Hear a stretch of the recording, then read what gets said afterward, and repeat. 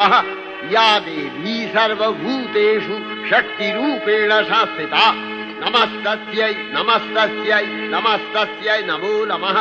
या देवी सर्वभूतेषु तृष्णारूपेण संस्थिता नमस्तस्यै नमस्तस्यै नमस्तस्यै नमो नमः। या देवी सर्वभूतेषु शान्तिरूपेण संस्थिता नमस्तस्यै नमस्तस्यै नमस्तस्यै नमो नमः। या देवी सर्वभूतेषु जातिरूपेण संस्थिता नमस्तस्यै नमस्तस्यै नमस्तस्यै नमो नमः। या देवी सर्वभूतेषु लज्जारूपेण संस्थिता नमस्तस्यै नमस्तस्यै नमस्तस्यै नमो नमः।